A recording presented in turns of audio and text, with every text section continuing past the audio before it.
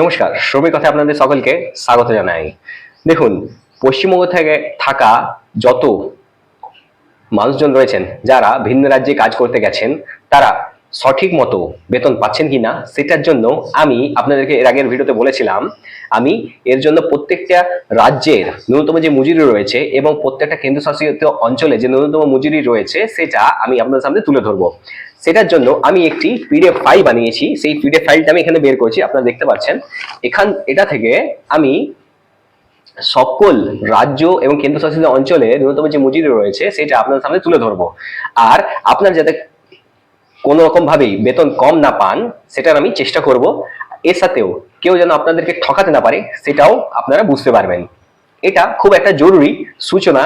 এর মাধ্যমে আমি আপনাদের সামনে সঠিক যে সরকারি তথ্যটা রয়েছে সেটা আমি আপনাদের সামনে তুলে ধরবো। অনেক জায়গাতে আপনারা অনেক রকম ভ্রান্ত ইনফরমেশন পেয়ে যান, সেই ক্ষেত্রে আপনাদের অনেক অসুবিধার সম্মুখীন হতে হয়। এরপর থেকে সেটা আর হতে হবে না। আমি আজকে এই যে লিস্টটা রয়েছে, লিস্টের মধ্যে আমি টোটাল 28টা রাজ্য এবং 8টা কেন্দ্রশাসিত যে অঞ্চল রয়েছে সেটার মধ্যে আমি প্রায় অনেকগুলো অঞ্চল কভার করে নিয়েছি। এর আগের ভিডিওতে আমার রয়েছে, আমার চ্যানেলে আপনারা গিয়ে চেক আউট করতে পারেন। আজকে আমি যেটা বলবো বা যেটা নিয়ে আমি এই ভিডিওটা আপনাদেরকে দিচ্ছি সেটা হচ্ছে জম্মু এবং কাশ্মীর। জম্মু কাশ্মীর হচ্ছে একটি আলাদা প্রভিশন। এখানে যে ন্যূনতম মজুরিটা বর্তমানে চলছে সেটা কত চলছে, আপনারা আনস্কিল মানে অদক্ষ, সেমি স্কিল মানে অর্ধদক্ষ, স্কিল মানে দক্ষ এবং হাইলি স্কিল অতি দক্ষ, আপনারা যদি এই জায়গাতে কাজ করছেন বা প্রশাসনিক কোনো স্তরে যদি কাজ করছেন তা আপনার ন্যূনতম যে মজুরি হচ্ছে সেই মজুরি আপনারা কত পাবেন সেটা আমি এই ভিডিওর মাধ্যমে আপনার সামনে তুলে ধরবো। এবার এখানে আপনারা এটা দেখতে পারবেন যে এরপর আপনাকে কেউ ঠকাতে পারবে না। তাহলে চলুন সবচেয়ে প্রথম আমরা নোটিফিকেশনটা একবার চেক আউট করে নিই। আপনারা যেমন এখানে দেখতে পাচ্ছেন, এখানে দেখা রয়েছে government of Jammu and Kashmir, labour and employment department, civil secretariat, Jammu Srinagar. Srinagar হচ্ছে তার রাজধানী। এবার আপনারা এখানে নিজে দেখতে পাচ্ছেন এই যে নোটিফিকেশনটা রিলিজ করা হয়েছে, নোটিফিকেশনটা কিন্তু অনেক পুরনো।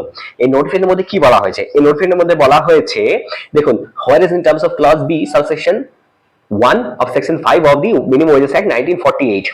দেখুন, এখানে যে টার্মস বা কন্ডিশন গুলো রয়েছে সেটা অনুযায়ী আপনারা এখানে দেখতে পাচ্ছেন গভর্নমেন্ট যে গ্যাজেট রয়েছে সেটাতে এই যে প্রপোজালটা রয়েছে সেটা মিনিমাম যে ন্যূনতম যে মজুরি, যেটা কোনরূপ ভাবে কোনো অবজেকশনের মাধ্যমে যাওয়া যাবে না, এটা হচ্ছে সম্পূর্ণরূপে একটি সাজেশন। এখানে আপনারা যেমন দেখতে পাচ্ছেন, এখানে এর সাথে যে নিচের দিকে লেখা রয়েছে, where is this person sets notification 20 numbers of the objection suggestions comments were received by the department। দেখুন, এখানে যা রুলটা চলে সেটা একটু আলাদা প্রভিশনের মাধ্যমে চলে। সেখানে এখানে ন্যূনতম যে মজুরি রয়েছে সেটা সম্পূর্ণরূপে একটু আলাদা। Act by government order number 957 JK GAD of 2022 dated 18/8/2022। এখনো 2026 চলছে, কিন্তু এখনো অবধি এই নতুন যে মজুরি যে রেটটা সেটা কন্টিনিউ চলে যাচ্ছে। The minimum as by advisory যে বোর্ড রয়েছে were taken into the consideration by the government. দেখুন, গভর্নমেন্ট দ্বারা এটা কিন্তু মান্যতা প্রাপ্ত হয়ে গেছে। এইবার এখানে আর কি বলেছে এটা দেখুন, নাও therefore the exercise of the powers conferred by subsection 2 of the section 5 of the minimum wages act 1948, Act number 11 of 1948, the government of Jammu and Kashmir after consulting the advisory board, এখানে যে জম্মু এবং কাশ্মীরের যে advisory board রয়েছে minimum wages এর ন্যূনতম মজুরির, তারা এটার মধ্যে বিশ্লেষণ করেছে, আলোচনা করার পর যে ন্যূনতম মজুরি তুলে ধরেছে সেটা কত তুলে ধরছে। দেখুন, এখানে আপনারা যেমন দেখতে পাচ্ছেন ক্যাটেগরি অফ এমপ্লয়মেন্ট দিয়েছে অ্যানেক্সার 1 এ। এবার এখানে ন্যূনতম মজুরির রেটটা দিয়েছে। এখানে আপনারা যেমন উপরটা প্রথম 1 নম্বর জায়গাতে দেখতে পাচ্ছেন স্লিপ নাম্বার। দেখুন, এখানে সিরিয়াল নাম্বার দেওয়া রয়েছে। 1 নম্বর হচ্ছে মিনিমাম ডেইলি রেট, দেখুন 311 টাকা যদি আপনি অদক্ষ কর্মচারী হিসেবে কাজ করছেন। যদি আপনি অর্ধদক্ষ কর্মচারী হিসেবে কাজ করেন তাহলে আপনার হবে 400 টাকা। আবার যদি স্কিল ওয়ার্কার হিসেবে কাজ করছেন তাহলে আপনার হবে এখানে 483 টাকা। আবার হাই স্কিল যদি ওয়ার্কার হিসেবে কাজ করছেন তাহলে হবে 552 টাকা। আবার যদি আপনি অ্যাডমিনিস্ট্রেটিভ বা মিনিস্ট্রিয়াল কোনো পোস্টে কাজ করছেন, প্রশাসনিক কোনো যদি আপনি কাজ করছেন বা ministry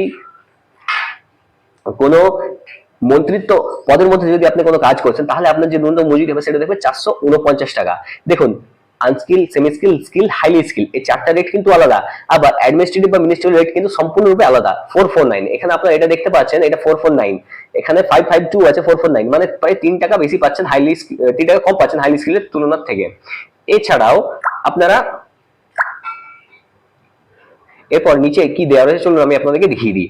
the definition of unskill, semi skill, skill এবং highly skill worker service under. দেখুন, যতগুলো আনস্কিল, সেমি স্কিল, স্কিল এবং হাইলি স্কিল ওয়ার্কার বা কর্মচারী রয়েছেন বর্তমানে যারা কাজ করছেন তাদের যে রেটটা ধরা হয়েছে, ধার্য করা হয়েছে, সেটা এখানে এই কিভাবে ধার্য করা হয়েছে সেটাও এখানে বলা হয়েছে। এছাড়াও এটা আপনারা দেখতে পাচ্ছেন, এটা যে কামিং টু ফোর্স, দেখুন এটা this notification shall coming to force on 17th day of October 2022, এটা অক্টোবর 2022 থেকে এই রেটটা চলছে। এই রেটটা এবার দেখুন এখানে কিছু দেওয়া, এখানে দিয়েছে এটা সব জায়গাতে শেয়ার করার জন্য বলে দেওয়া হয়েছে। এরপর এখানে দেখুন শিডিউল এতে কি কি দিয়েছে। শিডিউল এতে বলা হয়েছে কোন কোন জায়গাতে এই ন্যূনতম মজুরির যে রেট আছে সেখানে কোথায় কি রকম রেট চলবে, সেটা আমি আপনাকে অনুরোধ করবো আপনার এই জায়গাটা স্ক্রিনশট মেরে দেখে নিতে পারেন, অথবা আপনার এটা পজ করেও দেখে নিতে পারেন। আমি আমার টেলিগ্রাম চ্যানেলে এই ভিডিওটার এই যে পিডিএফ ফাইলটা সেটা আমি দিয়ে দেবো, আপনারা ওখান থেকে ডাউনলোড করে এটা পড়ে নিতে পারবেন। এছাড়াও আপনারা নিচে এখানে আমি যখন নিচে নামাচ্ছি তখন আপনারা দেখতে পারবেন পার্ট 1 পার হয়ে গেছে, পার্ট 2 দেখুন employment in agriculture that is to say that form of farming including the cultivation and tillage of the soil. দেখুন এখানে এটা ফার্মিং মানে হচ্ছে কৃষি ক্ষেত্র,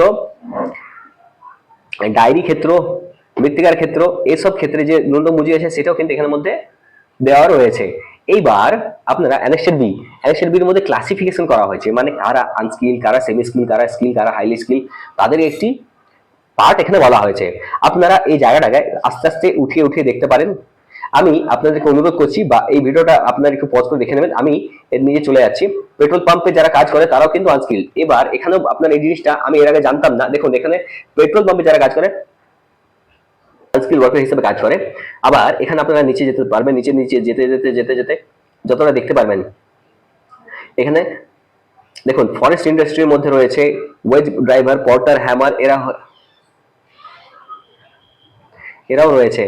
এরপর আপনারা নিচের দিকে যাবেন, এগ্রিকালচার ইন্ডাস্ট্রিতে কি রেট রয়েছে, রাইস ফ্লোর, ডাল ইন্ডাস্ট্রি, মিলস ইন্ডাস্ট্রি, এখানে ওয়াশারম্যান, রিফ্র্যাকশনার, দেখুন হোটেল, রেস্টুরেন্ট, টি স্টলস, এসব ক্ষেত্রে কি কি কর্মচারী রয়েছে সেটা, টর্চ ক্লিনার, জেনারেলে দেখুন পিয়ন, কেয়ারটেকার, গেটকিপার, গেটম্যান, মালি, চৌকিদার, ওয়াচম্যান, মজদুর, লেবারার, সুইপার, ক্লিনার, জেনারেল যারা রয়েছে। এবার salesman, loader, unloader, helper, security guard, unarmed.